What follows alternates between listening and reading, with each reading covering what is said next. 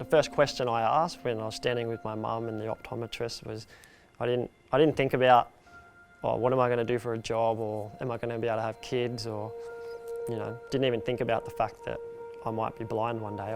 The first question I asked my mum was, am I going to be able to play tennis anymore? My name's Jonathan Goerlach and I am a paratriathlete, and I'm from Nowra on the south coast of New South Wales, and my goal is to get to the Paralympic Games next year in Tokyo.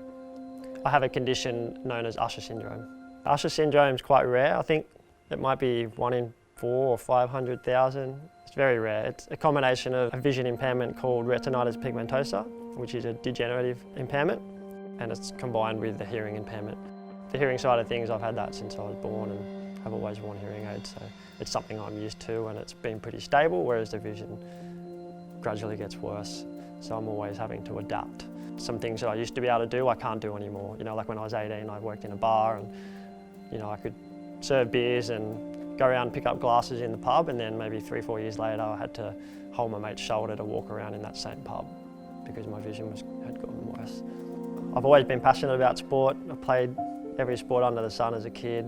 Dreamed of being a tennis player. All I did as a kid was playing tennis every day. If I wasn't on the tennis court, I was hitting the ball against a brick wall. Before I got diagnosed, my tennis wasn't improving. I was starting to get beat by guys that were behind me, and I wasn't keeping up with guys that I was as good as.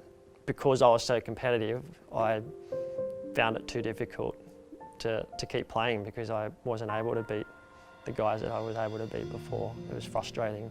My vision had got to a point where I was actually able to be categorised or classified as being able to compete in Paralympic sports. So all these doors in my mind started opening up, all these opportunities that could happen in getting back into sport and being an elite athlete, which was all I dreamt of as a kid.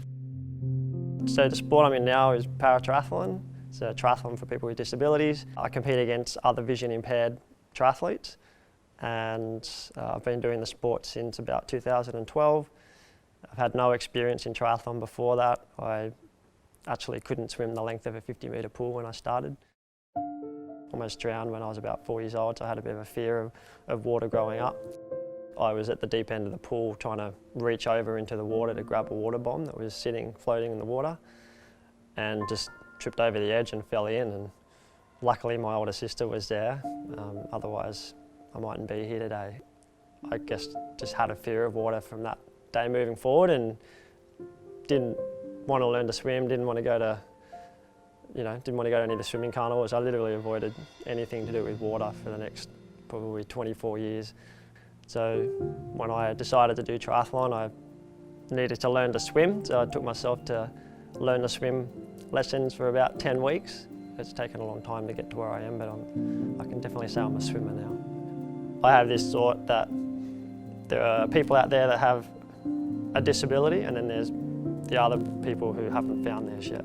Other people have a head start because they can see and hear better than me. So I can still do most of the same things, but I'll eventually catch up to them and still do things just as well as they do, with a little bit of help from time to time. In sport, you've got to chip away over years. You don't have the success always straight away, so you just got to play that long game and just keep grinding through training and making those small gains, and then, in time, with all that consistent effort, you might get yourself to the top. I'm pretty close now, and hopefully I peak in time next year at Tokyo.